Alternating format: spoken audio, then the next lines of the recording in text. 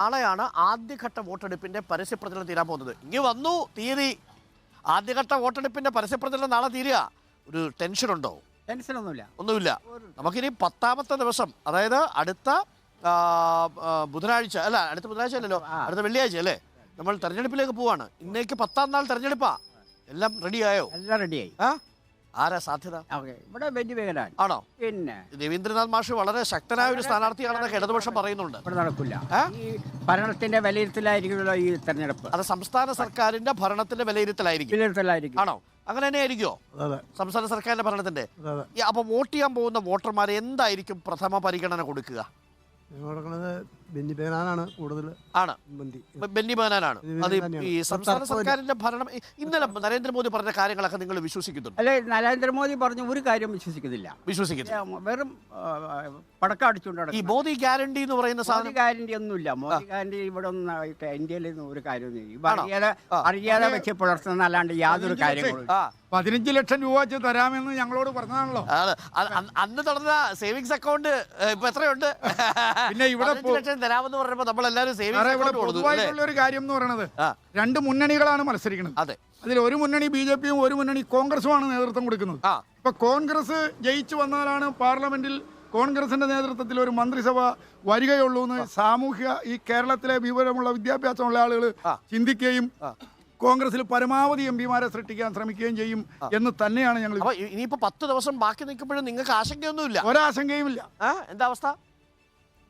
ഇവിടെ ബെന്നി ബെഹനാൻ തന്നെ ജയിക്കുള്ളൂ. ആണോ? രവീന്ദ്രനാഥ് അത്ര നല്ലൊരു എതിരാളിയല്ലേ?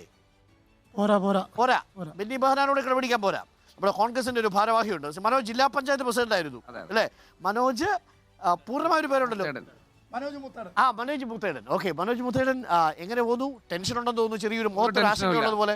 ചാലക്കുടി പാർലമെന്റിൽ നിലവിലുള്ള MP കൂടിയായിട്ടുള്ള കോൺഗ്രസ് നേതാവ് ബെന്നി ബെഹനാൻ വിജയം സുനിശ്ചിതമാണെന്ന കാര്യത്തിൽ സംശയമില്ല. കഴിഞ്ഞ തവണ ബെന്നി ബെഹനാന്റെ സാന്നിധ്യം ഇല്ലാതിരുന്നിട്ടും ആശുപത്രിയിലായിരുന്നപ്പോഴും നിങ്ങൾ വിജയിപ്പിച്ചു കൊടുത്തു. കഴിഞ്ഞ തവണ സാന്നിധ്യം ഇല്ലാതിരുന്നപ്പോൾ ഞങ്ങൾ എല്ലാവരും കൂടി ഏറ്റെടുത്താണ് വിജയിപ്പിച്ചത്. കഴിഞ്ഞ 5 വർഷക്കാലം MP ആയിരുന്നപ്പോൾ എല്ലാ പ്രദേശത്തും ഓടിയെത്തിയ ഒരു MP ആണ്. ഈ നാടിന്റെ വികസനത്തെ പരിപൂർണമായും ഏറ്റെടുത്ത് എല്ലാ രംഗങ്ങളിലും വലിയ മുന്നേറ്റമുണ്ടാക്കിയ ഒരു ജനപ്രതിനിധിയാണ് ബെന്നി ബെഹനാൻ. പ്രത്യേകിച്ച് പെരുമ്പാവൂരുകാരെന്ന് സംസാരിക്കുമ്പോൾ ഞങ്ങളുടെ പ്രിയപ്പെട്ട സ്വന്തം നാട്ടുകാരൻ കൂടിയാണ്. അതുകൊണ്ട് വലിയ ഭൂരിപക്ഷത്തിൽ ഇത്തവണ ചാലക്കുടിയിൽ ബെന്നി ബെഹനാൻ വീണ്ടും ജയിക്കും. ഇപ്പം മറുഭാഗത്ത് പറയുന്നത്, ഈ UDF-ലെ MP-മാരെക്കാൾ LDF MP-മാർ പോയാൽ മാത്രമേ നരേന്ദ്രമോദി എതിർക്കാൻ സാധിക്കൂ എന്നൊരു ആഖ്യാനമാണ് LDF മുന്നോട്ട് വയ്ക്കുന്നത്. നരേന്ദ്രമോദി എതിർക്കേണ്ടതില്ല. കാരണം ഈ പാർലമെന്റ് തെരഞ്ഞെടുപ്പ് കഴിയുമ്പോൾ നരേന്ദ്രമോദി പ്രധാനമന്ത്രി അല്ലാതാകുകയാണ്. അതുകൊണ്ട് തന്നെ ഇവിടെ രാഹുൽ ഗാന്ധി പ്രധാനമന്ത്രിയാകുന്ന വലിയ രാഷ്ട്രീയ സാഹചര്യം ഇവിടെ ഉണ്ടാകാൻ പോവുകയാണ്. കേരളത്തിലെ ജനങ്ങൾ മുഴുവൻ നരേന്ദ്രമോദിക്കെതിരായിട്ടുള്ള വലിയ പ്രതികരണത്തിലാണ്. നമസ്കാരം. അല്ല, ഈ ചൂടിനെയൊക്കെ അവഗണിച്ച് രാവിലെ തന്നെ എത്തി. പിന്നെ റിപ്പോർട്ടർ സന്തോഷം ആണല്ലേ? ഈ ആദ്യ ഘട്ട തെരഞ്ഞെടുപ്പ് നടക്കാൻ പോകുന്ന 19ാം തീയതി ആണല്ലോ. അതിന്റെ പരസ്യപ്രചരണം നാളെ തീരുക. അപ്പൊ നമ്മളിങ്ങനെ കാത്തിരുന്ന് അടുത്തെത്തി തെരഞ്ഞെടുപ്പ്. ഞങ്ങൾ ഉഷാറായി കൂടി വരില്ലേ? ആശങ്കയൊന്നുമില്ലല്ലോ? ബെന്നി ബെഹനാന്റെ കാര്യത്തിൽ 100% വിജയം. 100% വിജയം. ഭൂരിപക്ഷം കൂടുവോ? അതോ ഭൂരിപക്ഷം അതിപ്പോ ജനങ്ങളുടെ ജയിക്കും ആണ്. ഈ നരേന്ദ്രമോദി ഇന്നലെ വന്ന് കുറെ കാര്യങ്ങളൊക്കെ പറഞ്ഞു. ഇവിടുന്ന് 2 അക്കം കടക്കും എന്നൊക്കെ പറയുന്നുണ്ടായിരുന്നു. BJP വോട്ട് പിടിക്കോ? കുറെ 2-0 ആണ്. അത്രേ ഉള്ളൂ. ഈ കേരള സംസ്ഥാന സർക്കാരിന് എതിരായിട്ടുള്ളൊരു വിധിയെഴുത്തായിട്ട് മാറുമോ ഇത്? സ്വാഭാവികമായിട്ടും. അതെന്താ? ഇപ്പൊ ഉദാഹരണത്തിന് ഇപ്പൊ പെൻഷൻ 2 മാസത്തെ കൊടുത്തു, ഇനി 4 മാസത്തെ പെൻഷനേ ബാക്കിയുള്ളൂ. അത് ശരി. അതിപ്പോ 2 മാസം കൊടുത്ത ആളുടെ കണ്ണിൽ പൊടിയിടാൻ വേണ്ടിയല്ലേ? അത്രേ ഉള്ളൂ. ഇലക്ഷൻ മുമ്പ് കൊടുത്തതല്ലേ? എത്രയോ മുമ്പ് കൊടുക്കാമായിരുന്നു. ഇത് അവരുടെ ഔദാര്യമല്ലല്ലോ, അവരുടെ അവകാശമല്ലേ? നമ്മുടെ കൂടെ നികുതിയല്ലേ? പാവപ്പെട്ടവർക്ക് കൊടുക്കണ്ടേ? Okay, that's it. അപ്പം മണ്ഡലത്തിൽ എല്ലാ ഒരുക്കങ്ങളും പൂർത്തിയായി കഴിഞ്ഞു. എത്ര റൗണ്ട് പ്രചരണം കഴിഞ്ഞിട്ടുണ്ട്? കാര്യം മാത്രമല്ല, ഈ കേരളത്തിലെ ഗവൺമെന്റ് ചെയ്യുന്ന കൊള്ളരുതായ്മകൾക്കെതിരായിട്ടുള്ള വലിയ പ്രതിഷേധം. ഞങ്ങളൊക്കെ വീട് കയറിയപ്പോൾ, പണ്ടൊക്കെ വീട് കയറുമ്പോൾ കോൺഗ്രസ്സുകാരോട് ആളുകൾ പ്രതിഷേധിക്കും, അല്ലെങ്കിൽ പ്രതികരിക്കും. ഇത് നിങ്ങൾ വോട്ട് ചെയ്യില്ല എന്നൊക്കെ പറയുന്നത് സ്വാഭാവികമായി അവിടെ സ്നേഹമുള്ള ആളുകൾ ഉൾപ്പെടെയുണ്ട്. ഈ തെരഞ്ഞെടുപ്പിന്റെ ഒരു ഘട്ടത്തിലും ആ ഒരു പെരുമാറ്റം ഒരാളുടെ ഭാഗത്തുനിന്നുണ്ടായില്ല. കാരണം അത്രയേറെ CPM-നെ ആളുകൾ വെറുക്കുകയാണ്. ഇടതുപക്ഷ ഒരു കോട്ടകളിൽ മാറ്റം വേണമെന്ന് താഴെ തട്ടിൽ ആഗ്രഹം. മാറ്റം വേണമെന്ന് മാത്രമല്ല, ഈ മാസപ്പടി വിവാദം ഉൾപ്പെടെ ആളുകൾ വലിയ പ്രതിഷേധത്തിലാണ്.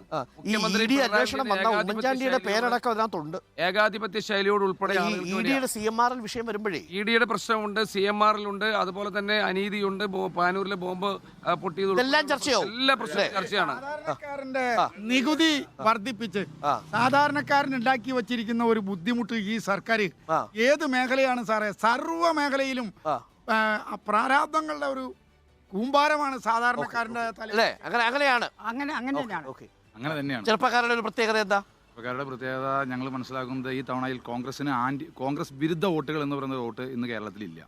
അത് കാരണം കൊണ്ട് ആ വോട്ട് ഒരു കാരണവശാലും BJPക്ക് പോകില്ല, അല്ലെങ്കിൽ ഇടതുപക്ഷത്തിന് പോകേണ്ട സാഹചര്യമില്ല. കാരണം ഇടതുപക്ഷ വിരുദ്ധ വോട്ടുകൾ ഈ കേരളം മുഴുവനുണ്ട് എന്നുള്ളതാണ് മനസ്സിലാക്കുന്നത്. ഞാൻ ചേട്ടനോട് ഒരു വളരെ സീരിയസ് ഒരു കാര്യം ചോദിക്കട്ടെ. ഇപ്പൊ ഈ മുതിർന്ന ചില കോൺഗ്രസ് നേതാക്കളും ഇപ്പോൾ പത്മജയെ പോലുള്ളവരും ഒക്കെ ഈ BJPയിലേക്ക് പോകുമ്പോൾ നിങ്ങൾ കോൺഗ്രസ് പ്രവർത്തകരുടെ ഉള്ളൊന്നും വേദനിക്കില്ലേ? ഞങ്ങൾക്ക് വേദനിക്കാത്തക്ക രീതിയിലുള്ള ആളുകളാരും പോയിട്ടില്ല. എഴുതിത്തല്ല ആളുകളെ പോയിട്ടുള്ളൂ. അത്രേ ഉള്ളൂ. അതാണ് അവർക്ക് അധികാരമല്ലേ അവരുടെ. അനാവശ്യമായ ഒരു ചർച്ചയ്ക്ക് വഴി തുറന്നു. കോൺഗ്രസിനെ വിശ്വസിക്കാൻ കൊള്ളില്ല എന്ന് LDFന് പറയാനൊരു സാഹചര്യം ഒരുക്കി കൊടുത്തു. അതല്ലേ പത്മജയൊക്കെ ചെയ്തത്? അല്ല, അത് ഒരു പരിധിവരെ സാർ പറയുന്നത് ശരിയാണെങ്കിൽ പോലും അവരുടെ ധാർമ്മികമായ ഒരു ഉത്തരവാദിത്തമില്ലേ? കെ കരുണാകരന്റെ മകള് പോവാന്ന് പറഞ്ഞാൽ ആലോചിച്ച് നോക്കൂ അല്ലേ? അതെ, അത് വലിയ സങ്കടമുണ്ട്. പക്ഷേ അവര് ആ ചെയ്യുന്നത് തികച്ചും നിരുത്തരവാദപരമായ അതൊരു തെരഞ്ഞെടുപ്പിന്റെ വക്കിൽ നിൽക്കുമ്പോൾ അല്ലേ? അതൊരു പ്രധാനപ്പെട്ട കാര്യമാണ്. അപ്പോൾ നമ്മളിപ്പോൾ സംസാരിച്ചത് ബെന്നി ബെഹനാൻ MPയുടെ സ്വീകരണ യോഗത്തിലേക്ക് എത്തിയിരിക്കുന്ന UDF പ്രവർത്തകരോടാണ്. അവർ ഉറപ്പായിട്ടും പറയുന്നു 2 കട്ടായം ആരാ ജയിക്കുന്നത്? ബെന്നി ബെഹനാനാണ്, ഭൂരിപക്ഷം കൂടും എന്ന് തന്നെയാണ് ഇവർ പറയുന്നത്. സംസ്ഥാന സർക്കാരിനെതിരെയുള്ള വിധിയെഴുത്താകുമെന്ന് പറയുന്നു. നരേന്ദ്രമോദി അധികാരത്തിൽ വരാനുള്ള സാധ്യതയില്ലെന്നും ഈ കോൺഗ്രസ് പ്രവർത്തകർ കരുതുന്നു. ഇനി ആകെ 10 ദിവസമേ ഉള്ളൂ. 10ാം നാൾ നമ്മൾ പോളിംഗ് ബൂത്തിലേക്ക് പോകാൻ പോവുകയാണ് കേരളം. അപ്പോൾ ഒരു ചെറിയ ഇടവേള വേണം. ഇടവേളയ്ക്ക് ശേഷം വളരെ പെട്ടെന്ന് തിരിച്ചു വരാം. അല്പസമയത്തിനുള്ളിൽ UDF സ്ഥാനാർത്ഥി ബെന്നി ബെഹനാനും നമുക്കൊപ്പം ചേരും. നമ്മളിപ്പോഴുള്ളത് പെരുമ്പാവൂരിനടുത്തുള്ള ഒരു ചെറിയ ഗ്രാമത്തിലാണ്. ആ ഗ്രാമത്തിലെ വിശേഷങ്ങളൊക്കെ ഞാൻ പ്രേക്ഷകരോട് പങ്കുവയ്ക്കാം. ആലാട്ടുചിറ എന്ന് പറയുന്നൊരു പ്രദേശമാണ്. ഇവിടെ നിന്ന് തൊട്ടടുത്ത് 17 കാട്ടാനകൾ അവിടെ നിൽപ്പുണ്ട്. പോയാൽ കാണാൻ കേട്ടോ.